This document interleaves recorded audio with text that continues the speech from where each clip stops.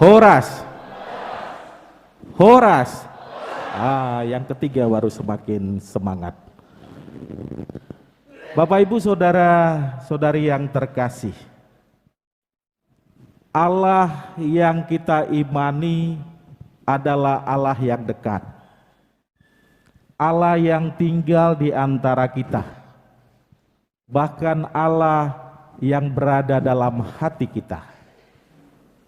Itulah yang kita dengar dari doa Yesus pada Injil tadi.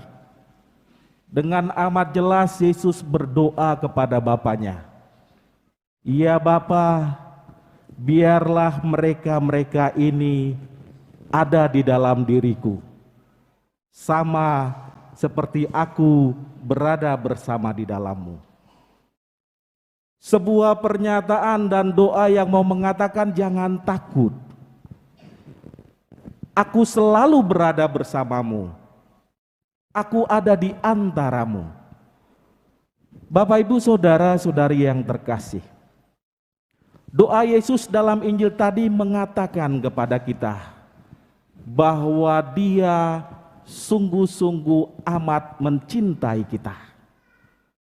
Maka jangan pernah ragu untuk menjalani kehidupan ini.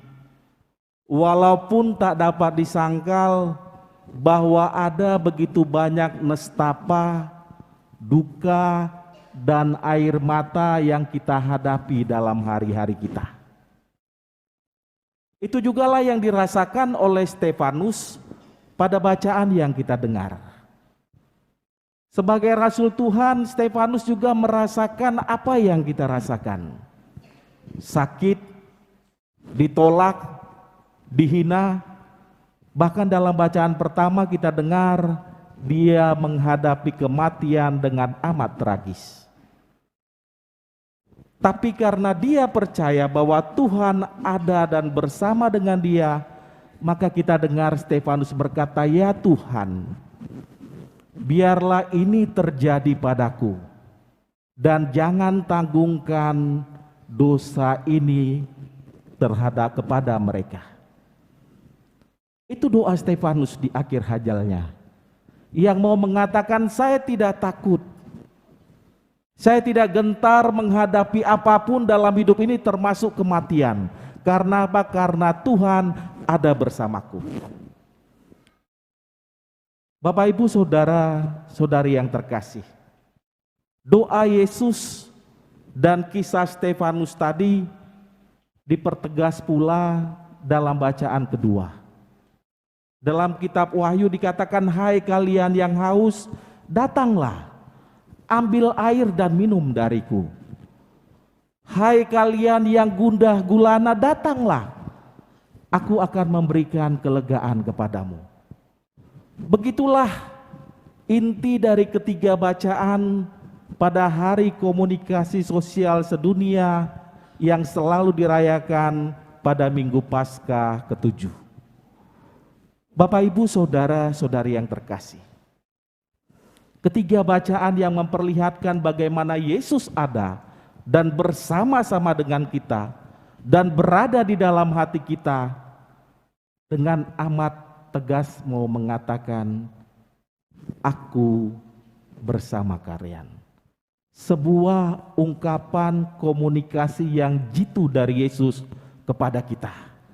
Dia ada. Dia masuk ke dalam situasi kita. Dia berada bersama kita. Dia tinggal di dalam hati kita. Bapak Ibu saudara-saudari yang terkasih, pada hari komunikasi paus kita dengan amat jelas mengatakan bahwa kebutuhan kita manusia yang paling besar adalah kebutuhan didengarkan. Maka Tuhan melakukan komunikasi itu.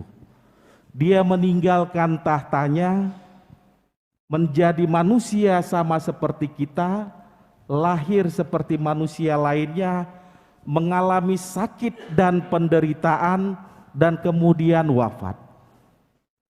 Dia meninggalkan untuk berkomunikasi, menjadi manusia supaya kita bisa merasakan dan mengalami kebaikannya. Bapak Ibu saudara-saudari yang terkasih, kita setiap orang sepantasnya melakukan cara berkomunikasi demikian. Dan itu yang dikatakan oleh Paus, dengarkanlah. Dengarkanlah orang-orang dengan telinga hati, bukan hanya telinga kita. Karena apa? Karena ketika kita mendengarkan dengan telinga hati, kita berarti melepaskan apa yang ada di dalam frame kepala kita, kerangka berpikir kita. Kita melepaskan segala prasangka-prasangka yang ada di dalam hati kita, seperti yang dilakukan oleh Yesus. Dia meninggalkan jati dirinya, meninggalkan kealahannya, mengalami sama seperti kita manusia. Begitulah cara berkomunikasi, cara mendengarkan, menjadi dan merasakan apa yang dirasakan oleh orang lain. Mendengarkan dengan telinga hati berarti kita memposisikan diri terhadap lawan bicara kita. Tapi mari kita lihat, seringkali pengalaman-pengalaman kita sulit untuk melakukan dan mendengarkan dengan telinga hati. Kita berkomunikasi, kita mendengar, tapi sebatas mendengarkan. Tidak mendengarkan telinga hati, sehingga apa? Sehingga yang seringkali terjadi adalah miskomunikasi.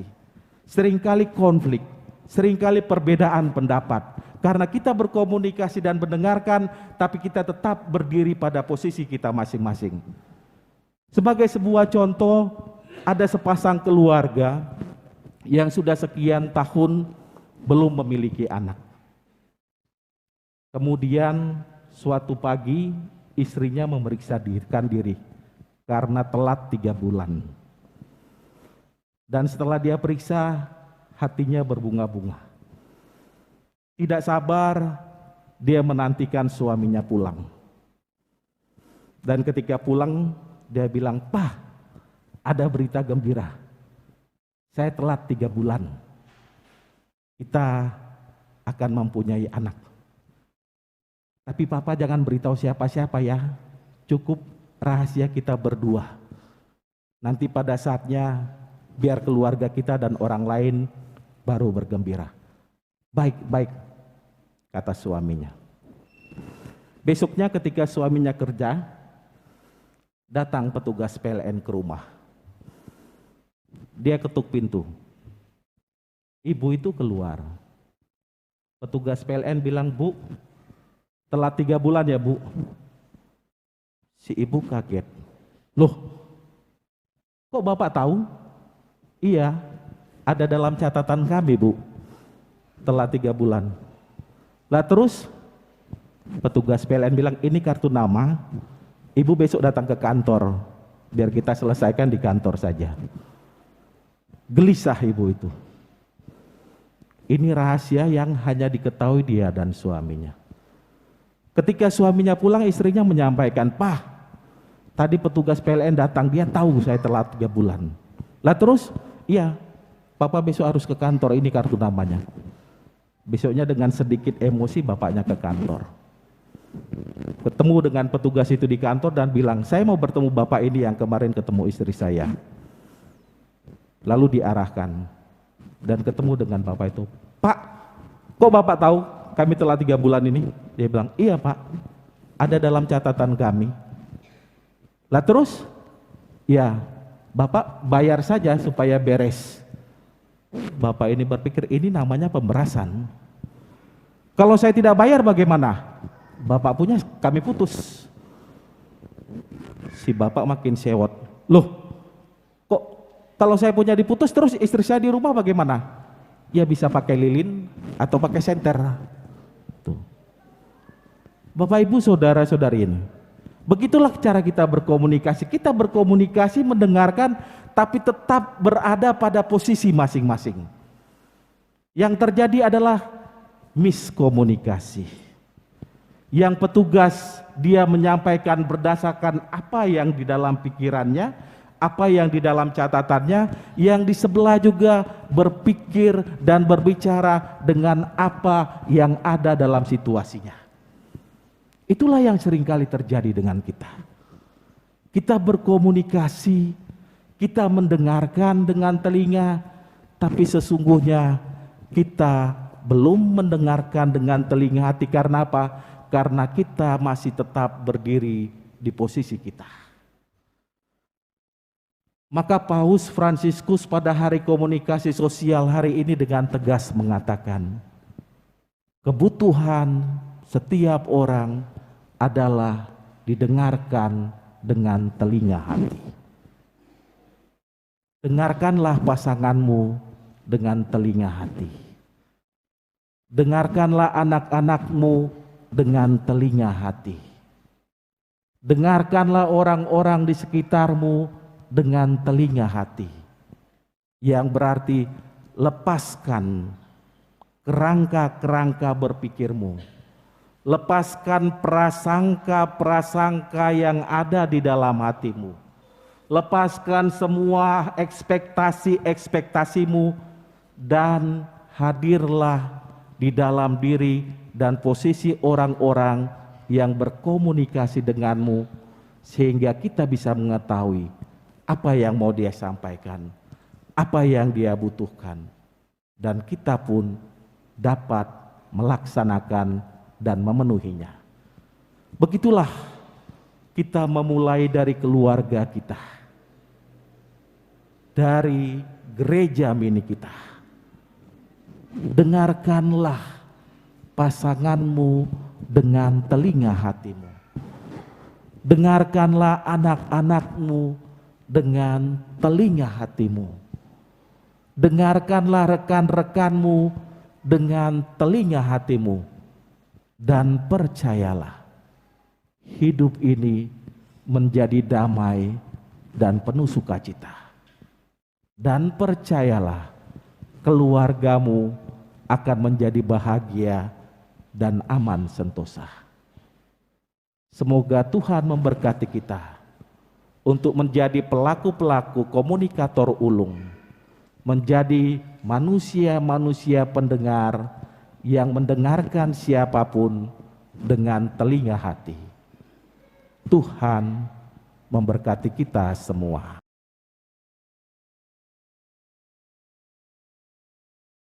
Bapak, Ibu, saudara-saudari, orang muda, anak-anak sekalian yang dikasihi oleh Tuhan Yesus Kristus. Beberapa di antara kita ikut dalam paduan suara. Dan kita pasti semua pernah mendengar paduan suara. Yang disebut paduan suara itu bukan satu suara, namanya padu. Jadi ada beberapa jenis suara. Yang suaranya bass tidak dipaksa untuk bersuara tinggi, dia tetap di bass.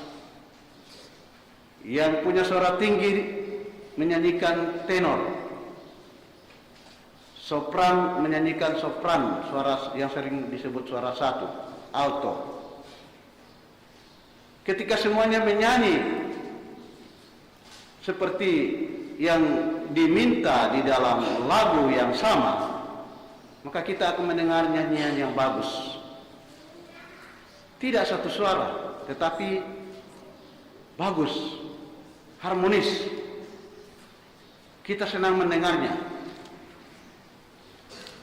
Bukan hanya soal menyanyi dengan mulut.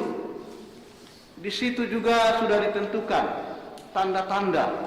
Tanda-tanda itu membantu untuk penghayatan lagu yang dinyanyikan.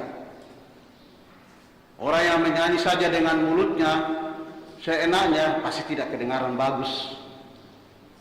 Seperti di pasar saja, kalau ada beberapa orang yang menyanyi seenaknya saja, itu seperti di pasar saja, seperti di pelabuhan orang teriak-teriak atau penjual-penjual yang lewat. Tapi ketika mengikuti aturan-aturan yang ada di situ dan dinyanyikan sesuai dengan penghayatan lagu itu, maka lagu itu akan sungguh membantu kita untuk turut dalam lagu itu bagi mereka yang mendengarkan. Di dalam Injil hari ini kita mendengarkan Yesus berdoa untuk persatuan, persekutuan. Ada begitu banyak persekutuan, ikatan, kerukunan, grup, banyak. Kadang-kadang kita melihat ada yang supaya kelihatan memakai baju seragam, tapi percaya bahwa mereka sesungguhnya tidak satu, tidak seragam.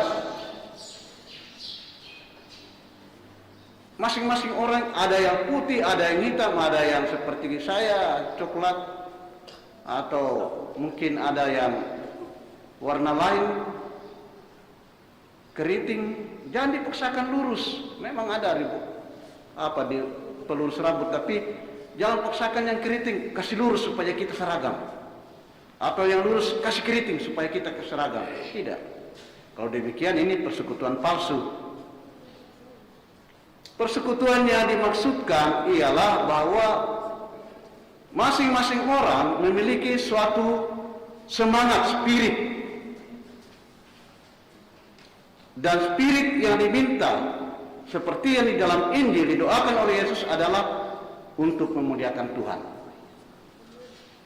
Ketika spirit atau semangat ini ada dalam persekutuan itu, dan masing-masing orang sungguh-sungguh memiliki semangat yang sama, bahwa kita membentuk persekutuan ini bukan supaya kita dimudahkan satu sama lain, tetapi supaya kita dengan persekutuan ini memuliakan Allah. Jadi kemuliaan Allah harus ada di dalam persekutuan itu. Dan Yesus katakan, kalau aku di dalam mereka, persekutuan itu sempurna. Jadi persekutuan-persekutuan yang ada itu memiliki spirit yang sama, yaitu memuliakan Tuhan. Ini harus ada. Kalau persekutuan itu tidak ada spirit atau semangat ini dan tidak dihayati oleh masing-masing anggota dalam persekutuan itu nanti persekutuan ini hanya lahiriah saja. Ketika ada pembagian kado tidak adil, kelihatan berebut, dan itu bubar. Ada yang merasa tidak dihargai, tidak dihormati secara lahiriah, lupa disebut namanya, bubar. Karena tidak ada spirit ilahi untuk memuliakan Allah di situ. Tetapi kalau kelompok atau grup atau persekutuan itu, ikatan itu sungguh memiliki suatu semangat yang sama untuk memuliakan Allah, niscaya kelompok grup itu akan sempurna. Mungkin ada yang merasa dilupakan namanya, tetapi dia tidak, kamu lupakan saya jadi saya keluar. Tidak, dia tidak keluar. Karena dia hadir di situ bukan karena si dia, tapi dia hadir di situ untuk kemuliaan Tuhan, untuk menyatakan kehadiran Tuhan di dalam persekutuan itu. Ini memang kadang-kadang sulit, tetapi semangat ini mesti ada seperti yang Yesus doakan. Ini yang didoakan oleh Yesus di sini, supaya kemuliaan Tuhan itu ada di dalam persekutuan-persekutuan kita. Dia berikan contoh seperti aku dengan Dikau ya Bapa. Persekutuan yang ilahi ada di dalam persekutuan kita sebagai umat Kristiani. Dan ketika persekutuan model ini atau setiap anggota dalam persekutuan menghayati seperti ini, maka tentu bahasa-bahasa ilahi juga digunakan. Tentu juga tidak hanya mendengarkan dengan telinga yang ini dua, tetapi seperti Paulus katakan, mendengarkan dengan telinga hati. Dia tidak serta-merta marah ketika orang salah bicara. Mungkin dia merasa tersinggung dengan ucapan di sana, tetapi dia tidak langsung marah, karena dia mendengarkan dengan telinga hati. Telinga hati yang dia mungkin salah bicara, saya klarifikasi dulu kan. Dia tidak serta mencak-mencak dan kemudian mencaci maki orang itu. Kalau dia hanya menggunakan dengan telinga lahiriah saja, boleh jadi dia melakukan itu. Tetapi karena dia menggunakan telinga hati, dia tidak akan mencak-mencak.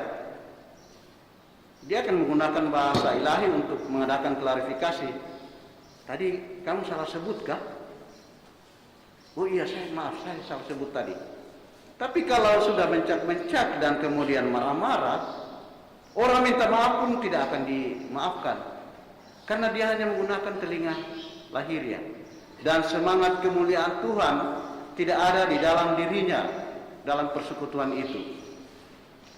Karena itu pada hari komunikasi sedunia ini, kita diajak untuk mengasah pendengaran dengan telinga hati yang sudah mungkin jarang kita gunakan.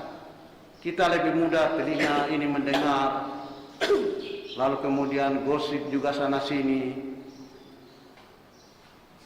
Kalau orang mendengarkan dengan telinga hati, dia mendengarkan gosip dari orang lain. Kau jangan bicara itu, teman. Itu menjelekkan orang lain. Tapi kalau kita dengarkan hanya dengan telinga hati, telinga lahiriah, sesudah kita dengar, kita lanjutkan ke sana. Walaupun kita tahu bahwa itu mendiskreditkan orang lain, menjelekkan orang lain, tapi kita teruskan karena pendengaran telinga hati kita sudah tumpul, tidak terasa. Maka Paus Fransiskus mengajak kita pada hari komunikasi sedunia ini untuk benar-benar mencoba lagi dan terus berjuang untuk mengasah pendengaran dengan telinga hati. Mendengar itu saja sudah susah. Ketika kita mendengar saya berkhotbah sini, ini ada yang susah payah mendengar. Mungkin ada yang menggunakan waktu untuk tidur sejenak. Mungkin ada juga yang berjuang karena ada godaan untuk memikirkan bisnisnya atau apa dan seterusnya. Mendengar itu susah. Apalagi mendengarkan dengan hati, dengan telinga hati. Itu jauh lebih susah lagi. Maka kalau kita pada hari komunikasi dunia diajak oleh Paus Fransiskus untuk mendengarkan dengan telinga hati, mari kita coba asah itu. Supaya persekutuan kita tetap dan sungguh diwarnai oleh kemuliaan Tuhan. Persekutuan kita bukan lagi persekutuan tingkat lahiriah, tetapi tingkat ilahi. Karena kemuliaan Tuhan kita sadari hadir dalam persekutuan itu. Sehingga apapun masalahnya, kita tidak mudah bubar. Setiap persekutuan itu ada masalahnya. Tergantung perekatnya apa. Kalau perekatnya hanya sebatas lahiriah, ya memang hal lahiriah akan membubarkan. Tapi kalau perekatnya tingkat ilahi punya, bahwa kemuliaan Tuhan hadir di dalam persekutuan itu dan dihayati oleh masing-masing anggota, saya yakin masalah gelombang besar taufan kencang datang menerpa persekutuan itu, dia tidak akan goyah. Dan itulah yang dialami oleh gereja sebagai suatu persekutuan yang diikat oleh kasih Kristus. Gereja mengalami gelombang badai dalam sejarah pertumbuhan dan perkembangannya, tetapi sampai sekarang gereja tetap bertahan sebagai suatu bahtera keselamatan.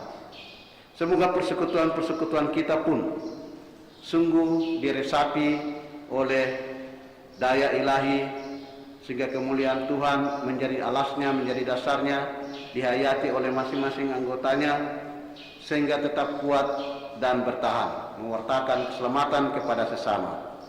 Roh Kudus selalu mendampingi dan menolong kita.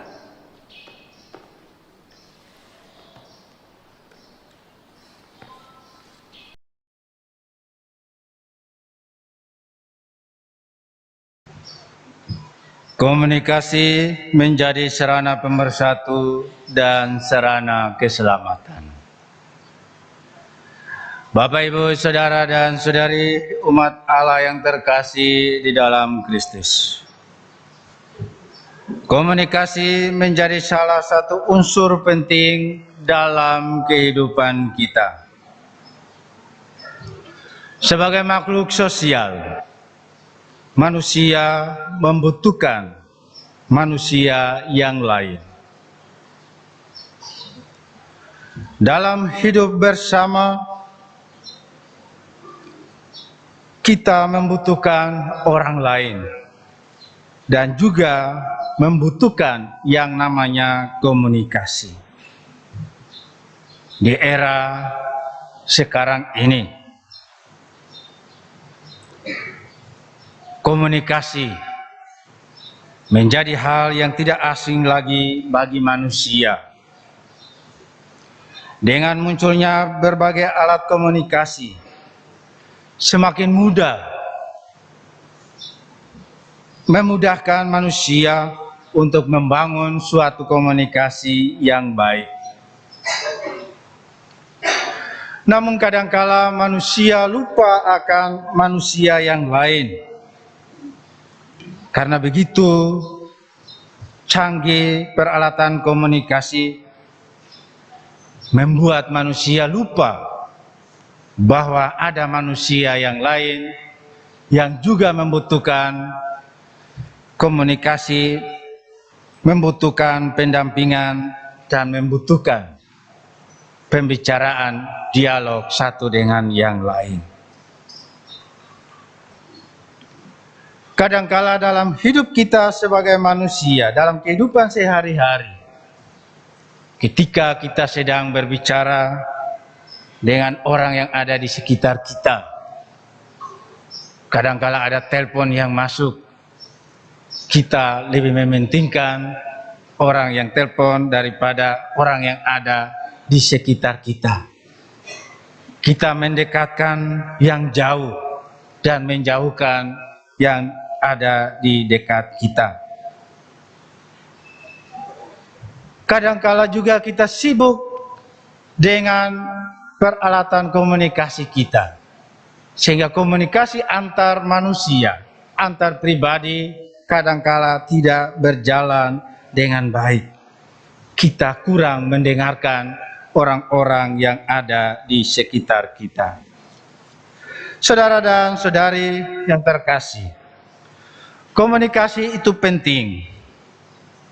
Kurang komunikasi atau jarang komunikasi seringkali mendatangkan prasangka yang buruk bagi orang lain dalam hidup kita.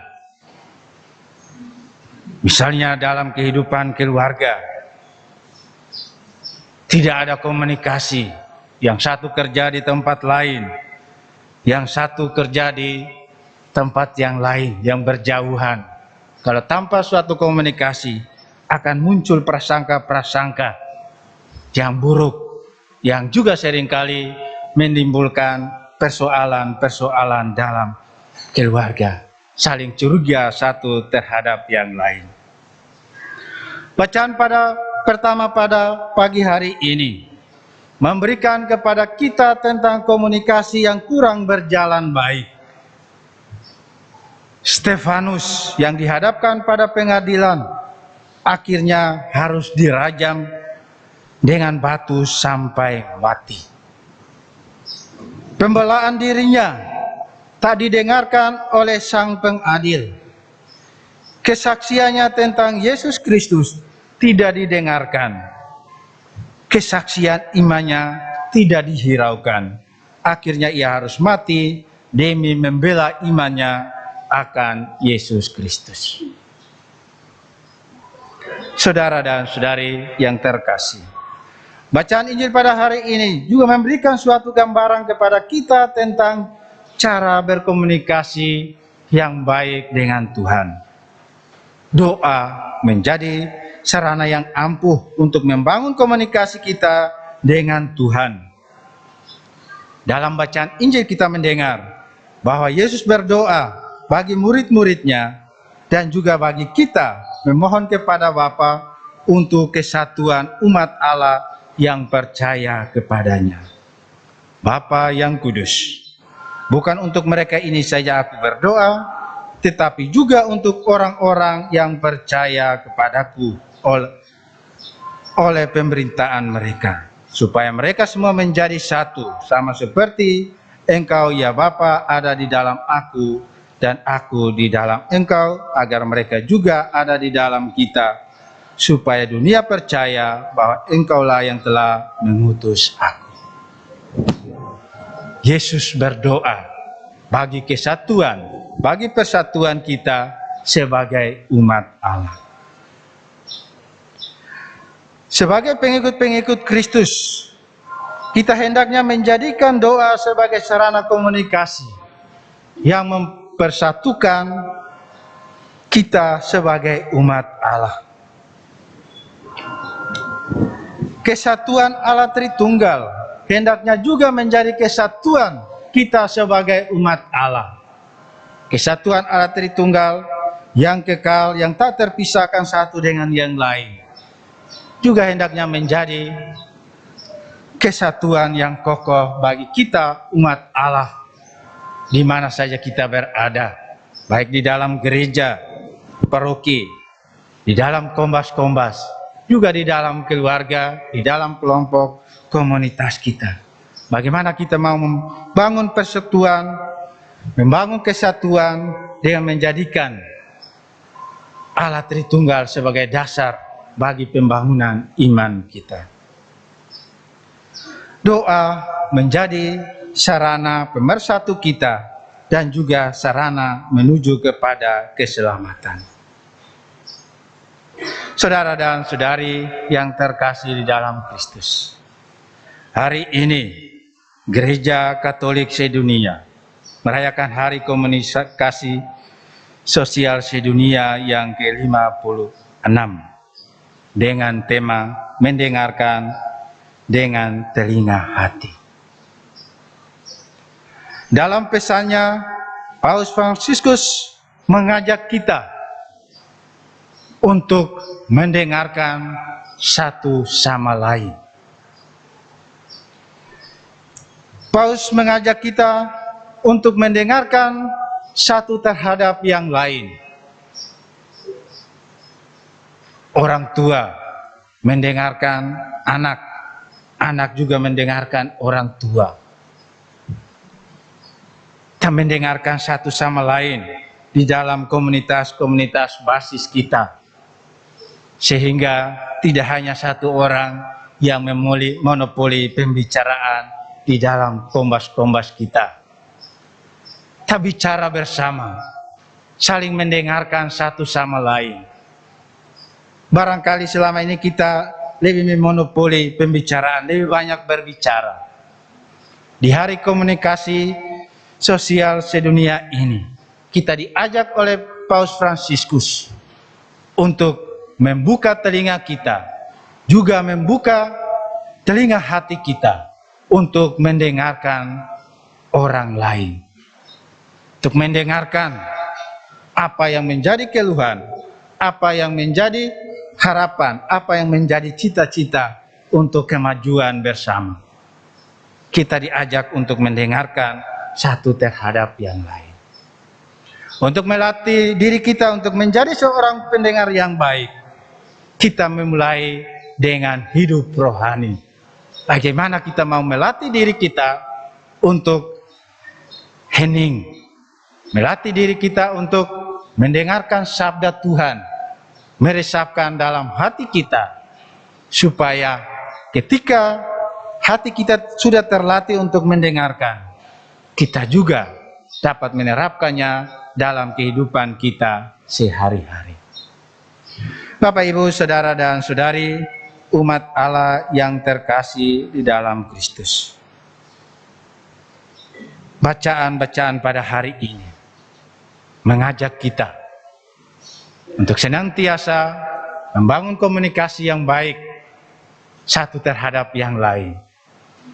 Juga kita diajak untuk menjadikan doa sebagai sarana untuk mempersatukan kita, sebagai sarana untuk mengkomunikasikan hidup kita dengan Allah. Juga membangun komunikasi antar sesama kita. Dan pesan Paus Fransiskus pada Hari Komunikasi Sosial Sedunia ini. Kita diajak untuk melatih telinga kita, melatih telinga hati kita untuk mendengarkan orang lain. Oleh karena itu saya mengajak kita sekalian, mari kita memperdalam iman kita. Mari kita membangun komunikasi dalam kehidupan kita bersama. Mari kita mewujud nyatakan nilai-nilai iman dalam kehidupan kita dengan terus membangun komunikasi sebagai satu komunitas, komunikasi antar pribadi yang sungguh-sungguh membangun iman kita bersama. Semoga rahmat Allah membantu kita untuk terus-menerus mendengarkan suara Tuhan di dalam kehidupan kita. Tuhan memberkati kita sekalian.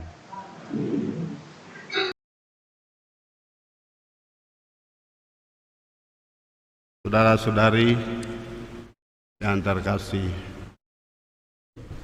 ini anak-anak sekami kah? Atau bukan? Yang depan? Bukan?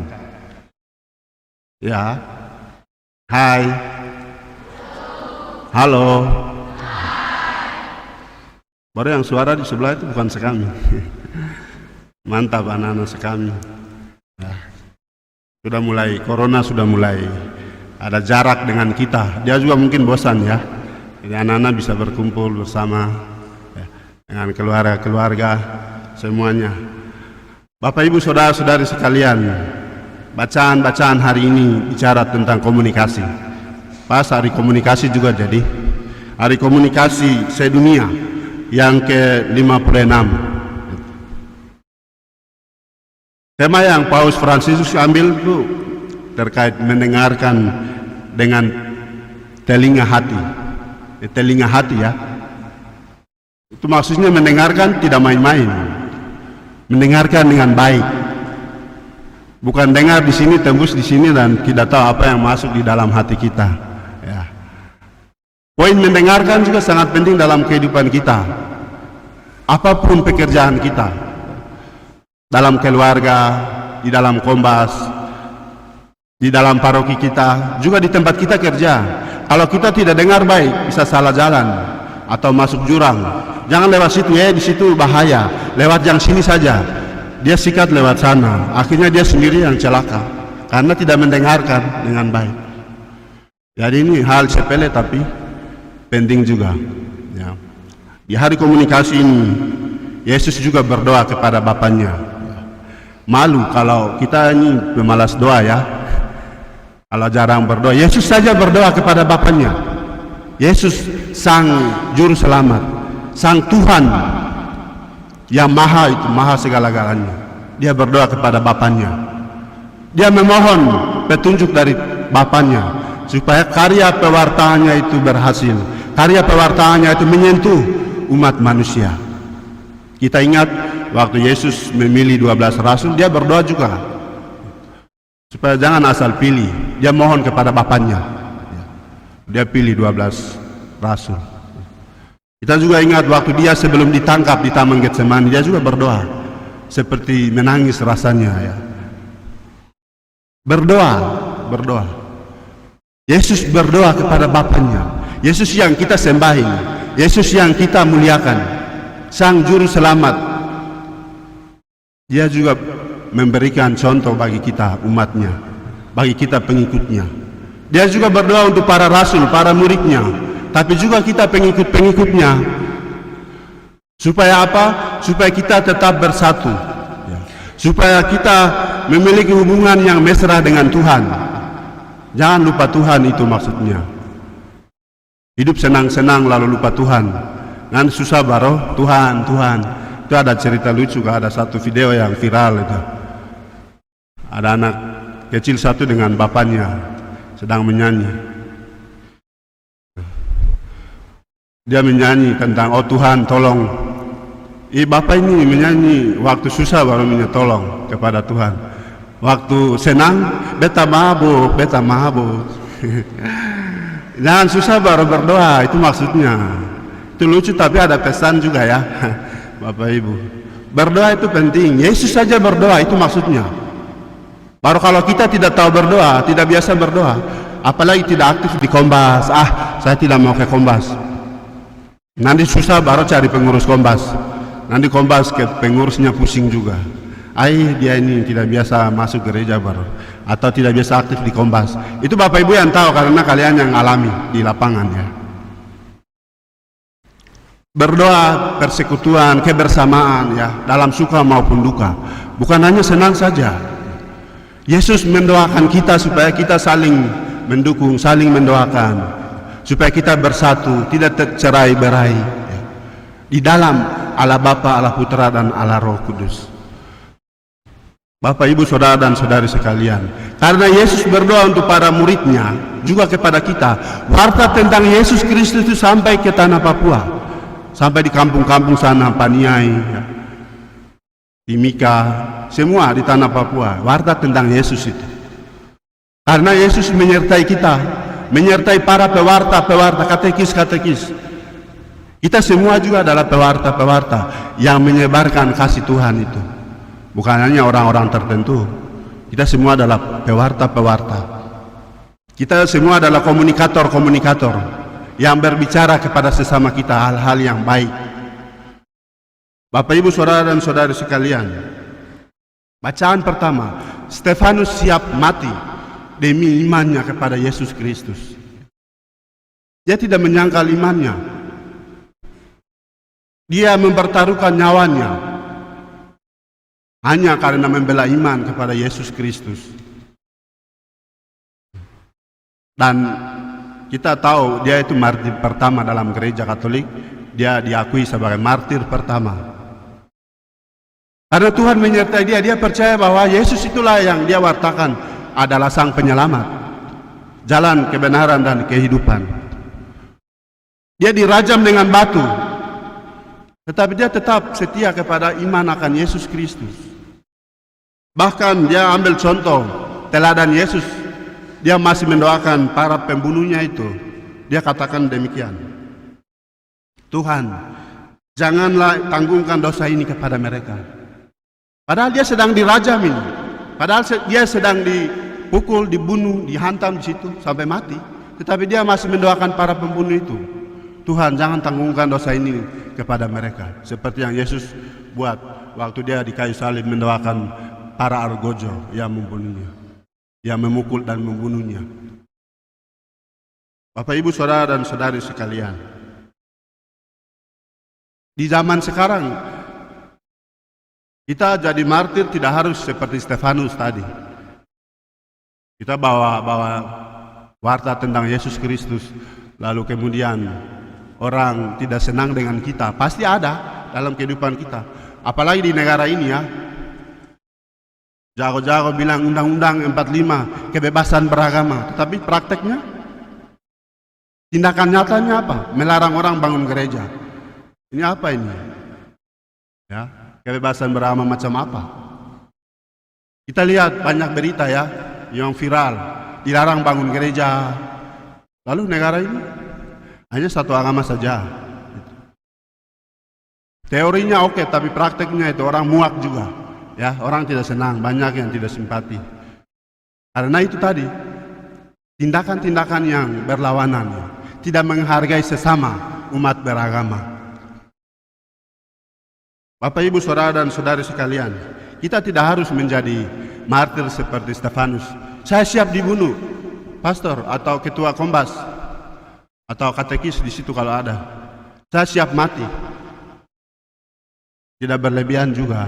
Kita dengan cara masing-masing menjadi martir-martir di dalam kehidupan kita. Kita berkorban untuk keluarga, ya, untuk orang yang kita didik kalau jadi guru, untuk orang yang sakit kalau jadi dokter, suster ya, para perawat, tukang-tukang bangunan yang melayani, membangun banyak rumah dan lain-lain. Kita semua, apapun pekerjaan kita. Ya. Juga anak-anak tidak melawan orang tua, ya, berkorban. Waktu, tenaga, tidak malas-malas. Ya, anak-anak yang depan ini, duduk depan semua. Tidak malas-malas, bantu orang tua, tidak nakal, tidak pukul adik ya. Bapak, Ibu, Saudara, dan Saudari sekalian, ada upahnya apa yang kita buat di dunia ini. Bacaan kedua tadi dalam kitab Wahyu ya. Yohanes melihat dalam penglihatan yang dia mengatakan, Sesungguhnya aku datang segera dan aku membawa upah untuk membalas setiap orang menurut perbuatannya. Ada upahnya, ada jasanya selama kita hidup di dunia ini. Setelah itu kita pergi menghadap Bapa. Kalau ada keluarga yang meninggalkan, kita biasa buat renungan begitu ya. Apa yang kita buat di dunia ini akan diperhitungkan oleh Tuhan ya. Ada bahasa semacam itu. Dan itu benar dalam bacaan kedua Yohanes mengatakan itu kepada kita. Perbuatan baik kita itu akan diperhitungkan oleh Tuhan. Kalau selama ini hidupnya cuek, malas tahu dengan tetangga sebelah, tidak peduli dengan sesama,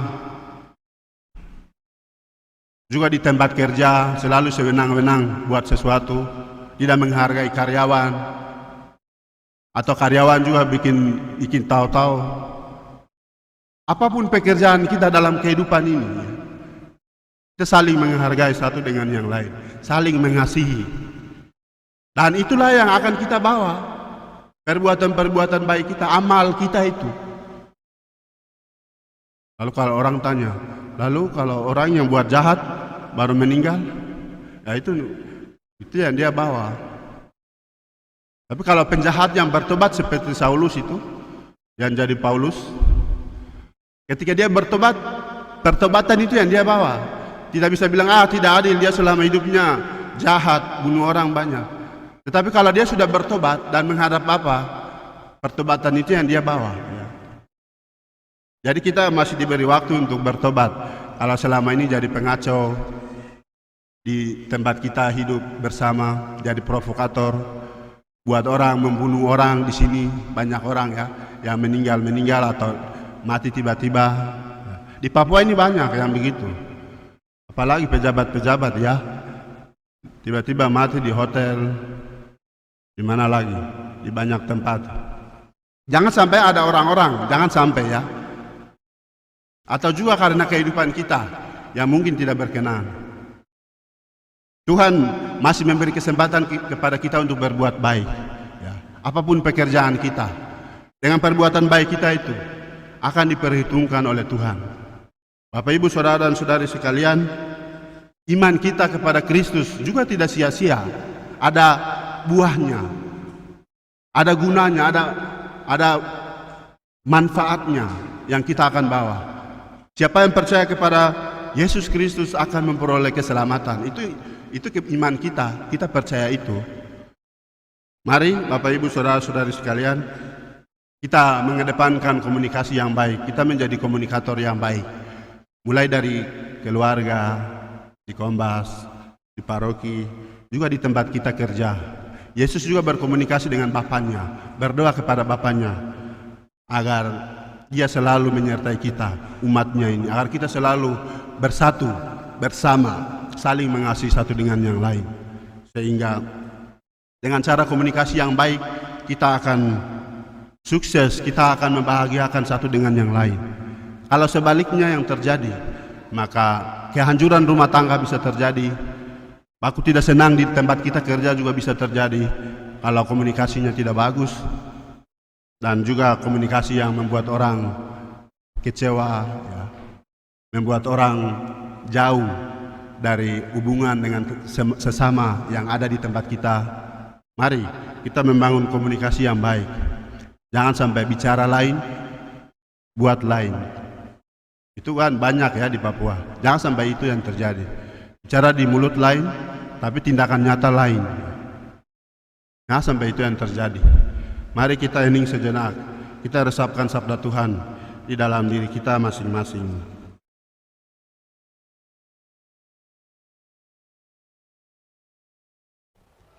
Saudara-saudari yang terkasih dalam Kristus, hari ini kita merayakan Hari Minggu Komunikasi Sedunia.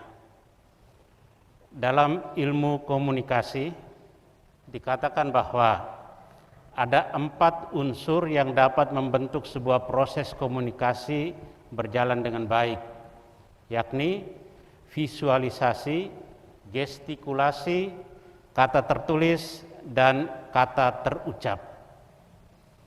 Keempat unsur itu kalau disatukan disebut bahasa. Bahasa memainkan peran yang amat penting dalam berkomunikasi. Komunikasi bisa menjadi rusak, bahkan terputus, kalau bahasa yang digunakan tidak dapat saling dimengerti satu sama lain. Kitab suci menceritakan bahwa ketika Nuh dan keluarganya turun dari bahtera, mereka memiliki bahasa dan seperangkat istilah yang sama. Ketika keturunan Nuh bertambah, secara otomatis mereka menggunakan bahasa yang sama itu dalam berkomunikasi sampai pada peristiwa Babel. Kisah Menara Babel, di mana Allah mengacau balaukan bahasa manusia, menjadi amat penting untuk direnungkan dalam membangun relasi dan komunikasi dalam keseharian hidup kita, supaya jangan sampai terjadi kesalahpahaman, perselisihan, ketidaknyamanan, dan kekacauan yang mengganggu hidup bersama, tidak saling berkomunikasi satu dengan yang lain. Komunikasi juga amat penting dalam membangun hidup rohani spiritual kita. Injil yang diwartakan kepada kita hari ini berkisah tentang Tuhan Yesus yang berkomunikasi dengan Bapanya dalam doa pada malam perjamuan terakhir. Pada bagian pertama dari Yohanes bab 17 ayat 1 sampai 19, Tuhan Yesus berdoa untuk murid-muridnya yang hadir pada waktu itu. Dan pada bagian kedua, Yohanes bab 17 ayat 20 sampai dengan 26, Tuhan Yesus berdoa untuk kita, semua pengikutnya sepanjang zaman yang menjadi percaya berkat pemberitaan para rasul. Doa dalam arti terbaik bukanlah sekedar mengangkat hati kepada Tuhan, melainkan masuk ke dalam hati Tuhan yang Maha Penyayang. Masuk dalam hati Tuhan yang Maha Penyayang. Melalui doanya, Yesus menghantar kita semua ke dalam hati Bapa Surgawi. Dan Yesus memohon agar kita semua menjadi satu. Satu dalam iman, satu dalam harapan, dan satu dalam kasih.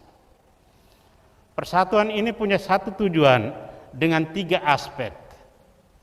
Aspek yang pertama adalah aspek mistik atau kontemplatif, yaitu persatuan dengan Allah, supaya mereka semua menjadi satu, sama seperti Engkau ya Bapa di dalam aku dan aku di dalam Engkau, agar mereka juga di dalam kita.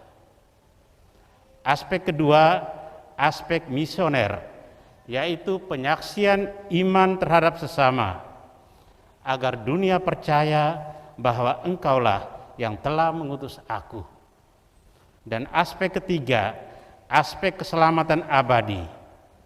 Ya Bapa, aku mau supaya dimanapun aku berada, mereka juga ada bersama-sama dengan aku, agar mereka memandang kemuliaanku yang telah Engkau berikan kepadaku, sebab Engkau telah mengasihi aku sebelum dunia dijadikan. Persatuan seperti ini tidak bisa kita wujudkan dengan usaha dan tenaga sendiri, tetapi hanya bisa didoakan dengan penuh harapan berkat bantuan Roh Kudus. Saudara-saudari yang terkasih, pada Hari Komunikasi Sedunia ke-56 ini, Paus memilih tema Dengarlah. Tema yang sederhana tapi punya makna yang mendalam. Tema yang berangkat dari sebuah hasil renungan yang kompleks dan dibungkus dalam seruan apostolik. Pada pesan Hari Komunikasi Dunia tahun yang lalu, 2021, berfokus pada pergi dan melihat. Maka tahun ini secara khusus Paus minta dunia untuk belajar mendengarkan. Sikap mendengarkan yang ditampilkan oleh Yesus tatkala Stefanus berdoa dalam kesesakan penuh iman, kita dengar dalam bacaan pertama tadi, sejatinya adalah prototipe dari sikap Allah Bapa yang telah lebih dahulu mendengar doa putranya bagi para murid dan orang yang percaya kepadanya. Sikap mendengarkan yang ditonjolkan oleh Yesus adalah contoh yang harus diikuti oleh pengikut-pengikutnya. Bahwa mendengarkan menjadi keinginan tak terbatas manusia untuk didengarkan. Sebuah keinginan yang kerap tersembunyi tetapi menantang siapa saja yang terpanggil untuk memainkan peran sebagai komunikator. Seorang komunikator yang baik adalah dia yang mendengarkan sesuai dengan gaya Tuhan yang rendah hati. Mendengarkan menjadi tindakan yang memungkinkan Tuhan mewahyukan dirinya sebagai Dia yang dengan berbicara menciptakan pria dan wanita menurut gambarnya, dan dengan mendengarkan mengakui mereka sebagai mitra dalam dialog. Saudara-saudari terkasih, bila kita jujur, kita cenderung lari dari relasi, berpaling dan menutup telinga sehingga tidak perlu mendengar, sehingga tidak mau mendengarkan. Penolakan untuk mendengarkan sering berakhir dengan serangan terhadap yang lain, seperti yang terjadi pada para pendengar diakon Stefanus yang sambil menutup telinga mereka menyerbu dia. Kita dengar dalam bacaan pertama tadi. Selain fakta itu, fakta di atas, sangatlah disayangkan bahwa acap kali kita juga kurang mendengarkan dalam keseharian hidup kita. Kita malah lebih sibuk, lebih cenderung membicarakan orang lain. Atas dasar ini, Tuhan Yesus pada suatu kesempatan mengajak para murid untuk mengevaluasi kualitas pendengaran kita. Perhatikanlah cara kamu mendengar. Kita baca dalam Lukas bab 8 ayat 18. Kita semua bertelinga, tetapi sering tidak dapat mendengarkan orang lain. Mendengarkan sesungguhnya bukan hanya berhubungan dengan indera pendengar, tetapi keseluruhan diri kita manusia, dan hati menjadi tempat mendengarkan yang sebenarnya. Mendengarkan dengan hati sebagaimana Yesus mendengarkan doa Stefanus. Saudara-saudari, dunia tempat kita tinggal saat ini semakin menantang kita untuk menjadi tanda kehadiran Kristus bagi dunia melalui cara hidup, melalui kesaksian, persekutuan dan cinta kasih di antara kita.